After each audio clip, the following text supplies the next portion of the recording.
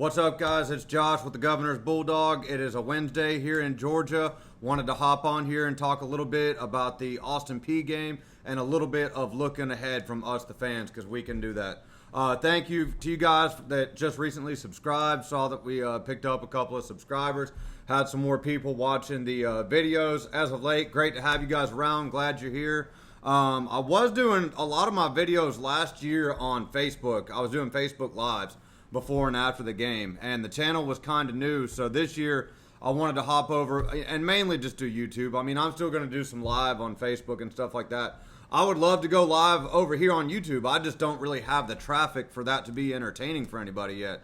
But once I build it up and it gets going, I'm going to love to go live before, during, after games, and possibly get to the point where I take some calls and stuff like that. Because, I mean, this is all I think about. I mean, I talk about this stuff for free to people, you know, at work, on the side of the road, at the game. Like, I'm always talking Georgia football, no matter where I'm at. So I figured I might as well talking to a camera about this kind of stuff.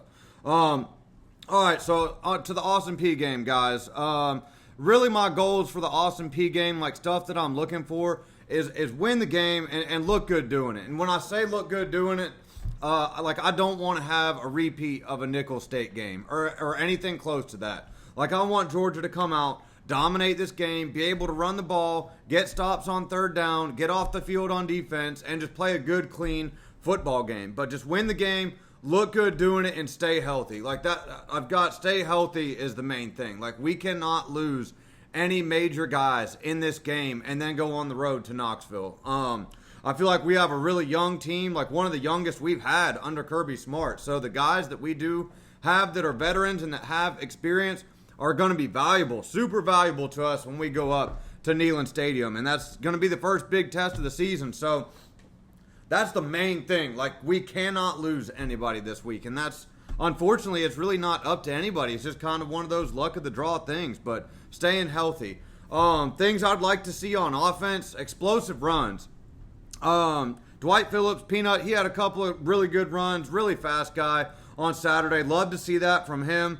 But the rest of the running backs, you know, playing inferior competition like Marshall and Austin Peay, like, man, I just want to see some game-breaking, some big-time runs. Like, can we get a 70-yard run from a running back? Like, when is the last time that we've seen a big 50, 60, 70-yard run? It had to be James Cook. It was either James Cook or Kendall Milton in the bowl game against FSU, but that FSU defense was gassed when Kendall Milton did that in the bowl game. They were already down 50 points. So I'd like to see some big runs out of the running backs. And this is really getting to a wish list part here. Deep shots down the field and seeing Noah Thomas and Colby Young get more involved. Both those guys played a lot for Georgia on Saturday against Marshall, but it seemed like we hardly ever threw them the ball. We didn't really try and do anything deep down the field minus one or two times. And they were playing a lot of three deep, taking that kind of stuff away. I get all that. I get that we don't want to show our full hand of what we're going to do before the Tennessee game. But listen, man, like, this has just been a thing that I've noticed, like, going back years and years and years in the Kirby Smart Georgia-led era, man. Like, for some reason, whenever we play inferior competition, it seems like we always play conservative. Like, we never work on our downfield passing game, even against lesser teams. And it's like, the time to work on your passing game and get your confidence is right then when you're up big on Marshall.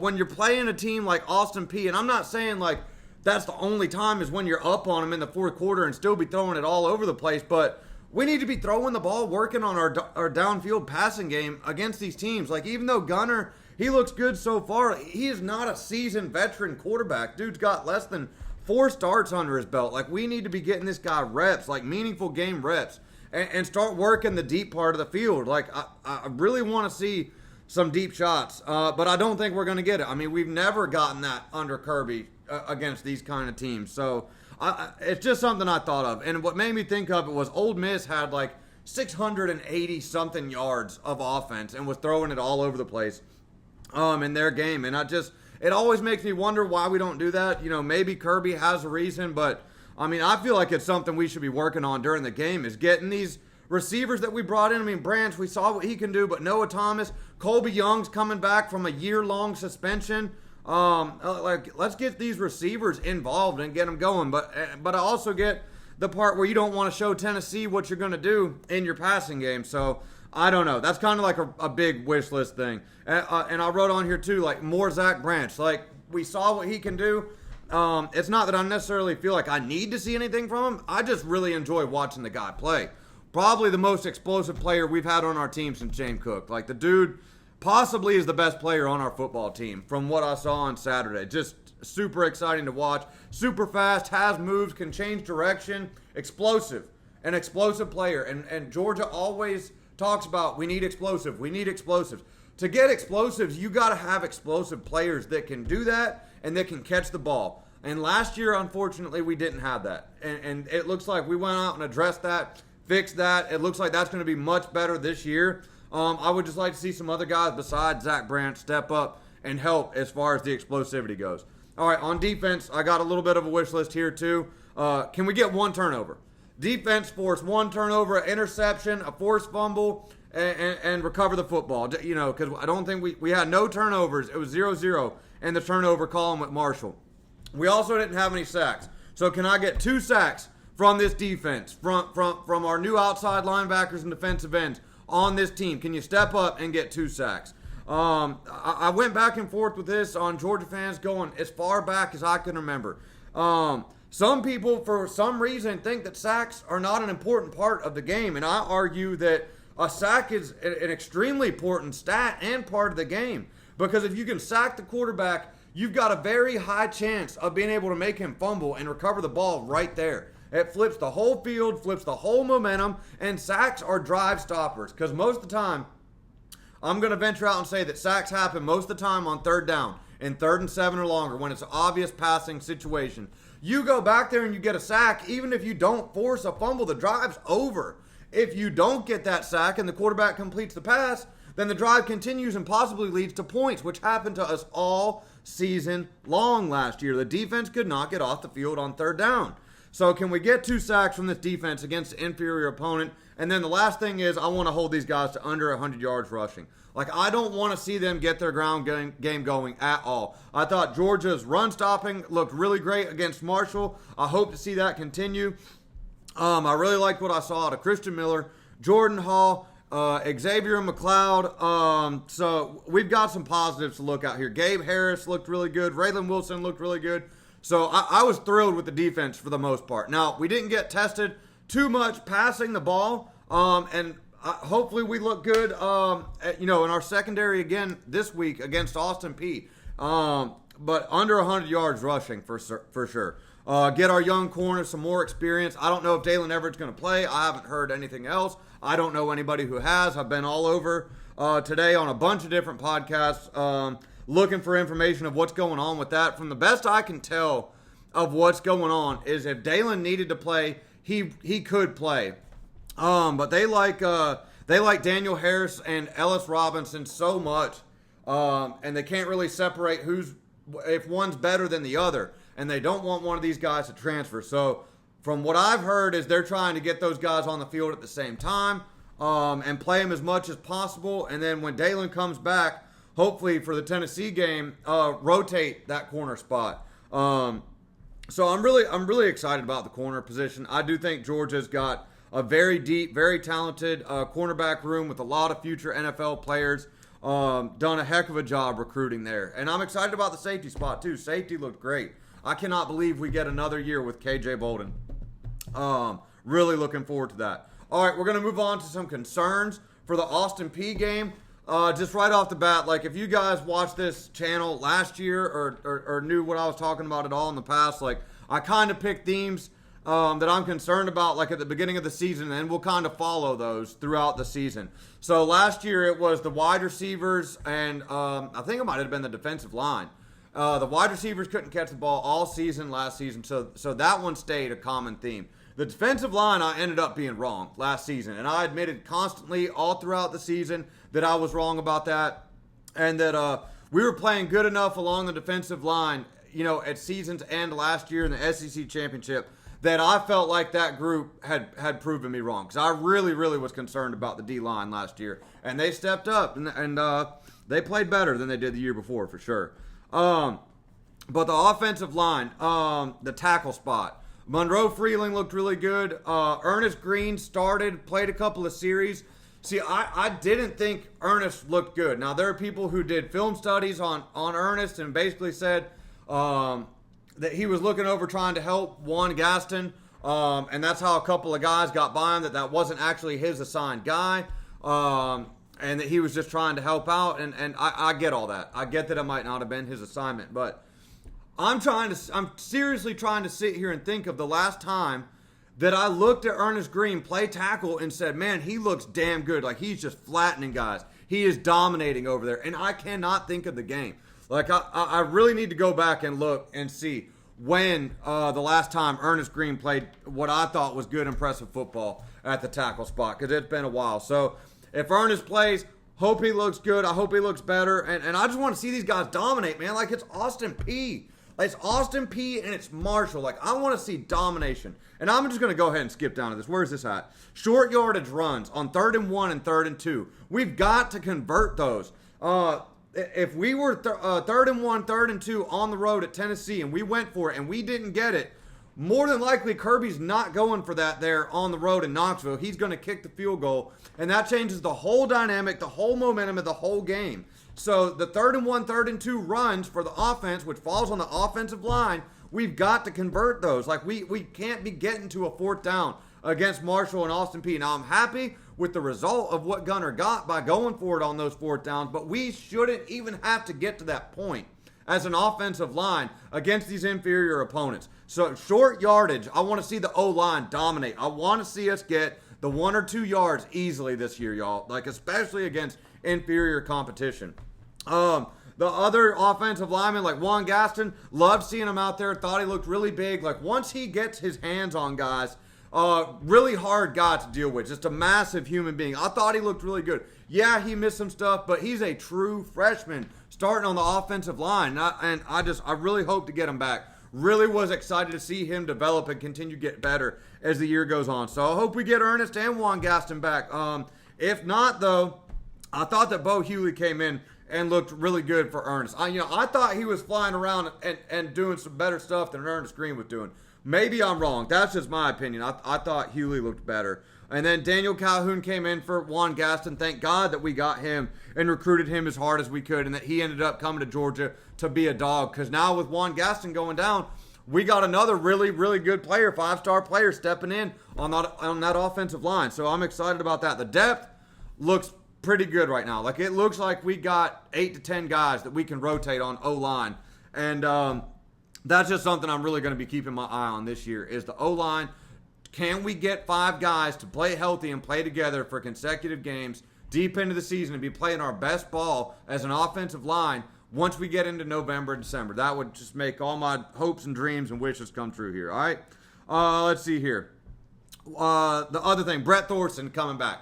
I heard that he was cleared for kick, had been kicking. It was just the tackling, the cleared for tackling thing, because Brett likes to hit people as a punter.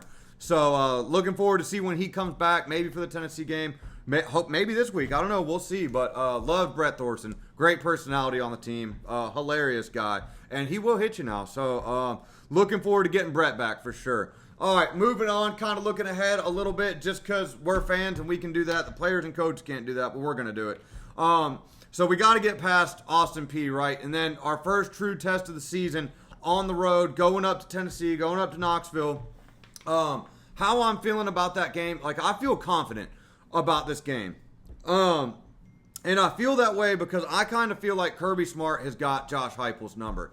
Now, Josh Heupel's offense, like, he's known as being an offensive guy. Anytime he has gotten matched up against Kirby Smart, Tennessee has never scored more than 2 touchdowns against a Kirby Smart defense. Never. Has not happened with Heupel being the head coach.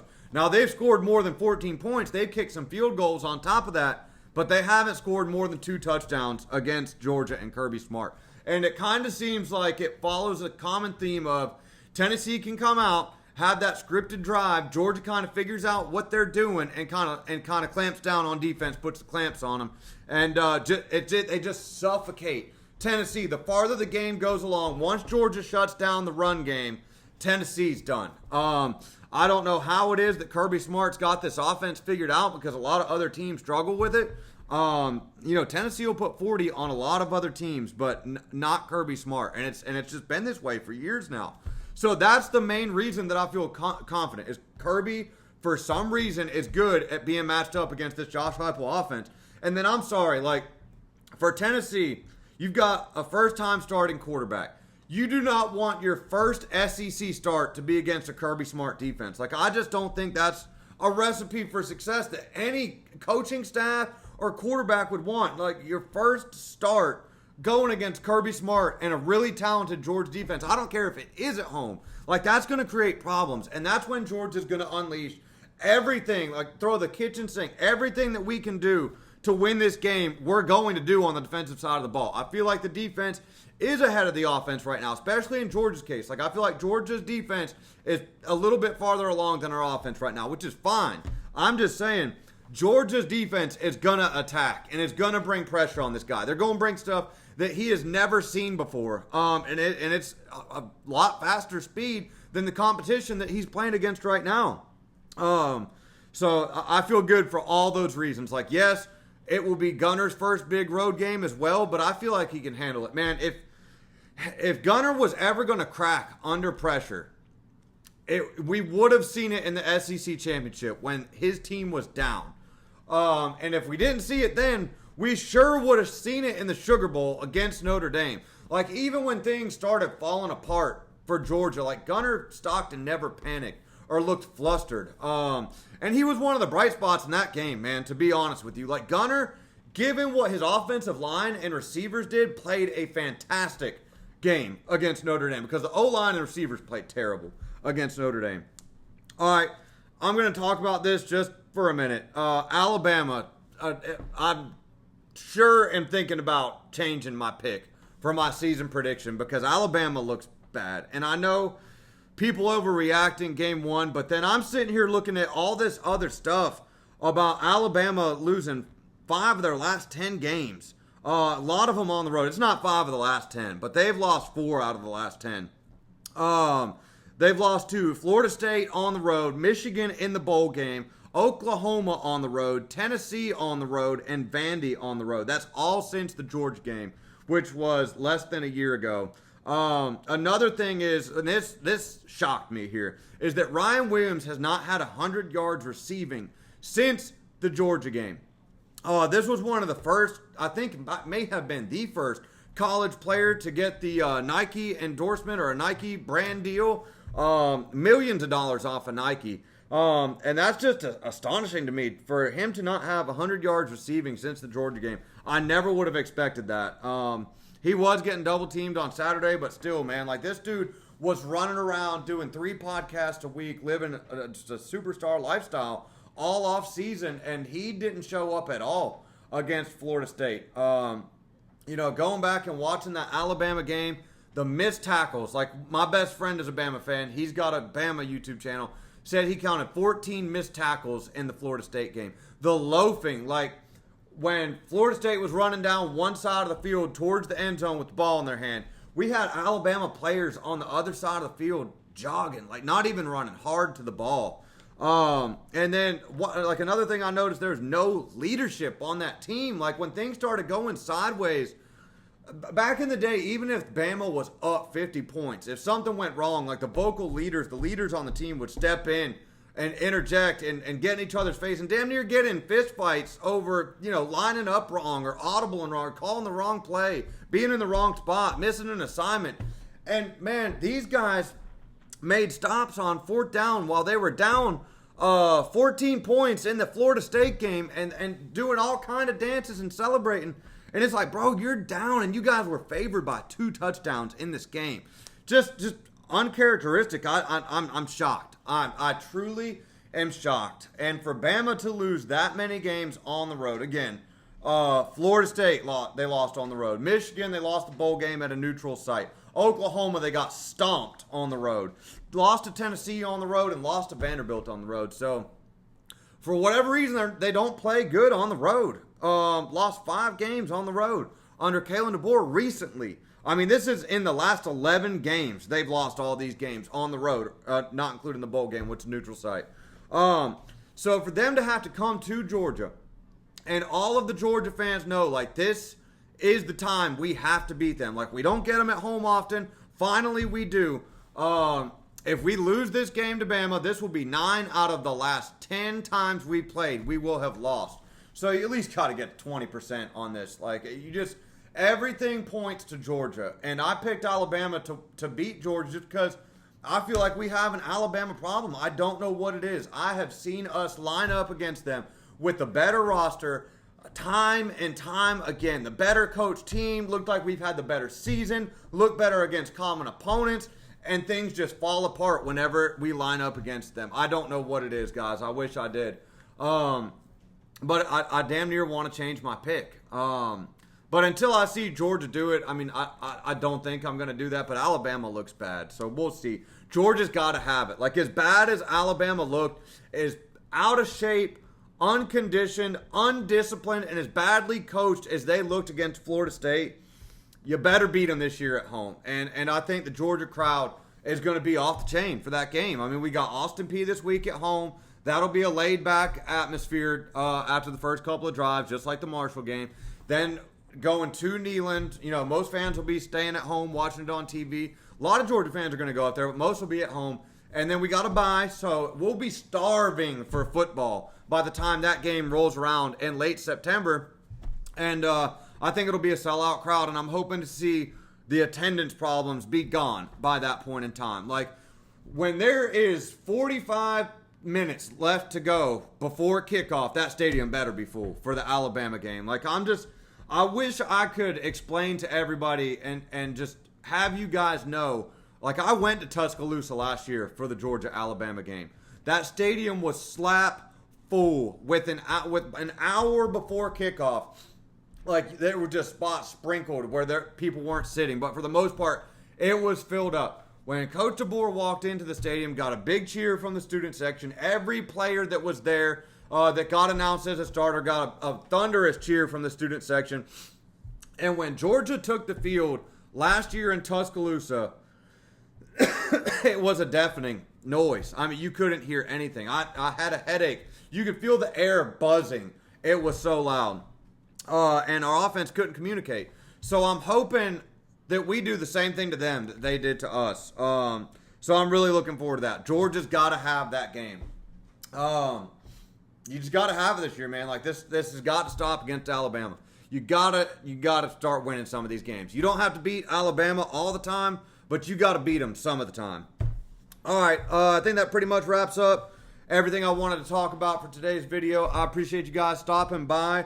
I'll have something after the Austin Peay game because I'll be at home this time, so I'll hop on here, give an instant reaction and my thoughts of what I thought of the game. Looking forward to a good one, though, guys. I hope we can stay healthy. Hope we see some more explosive plays. Can we please get some turnovers and some sacks against an inferior opponent? Y'all have a good week, man. See you guys Saturday. Go Dogs.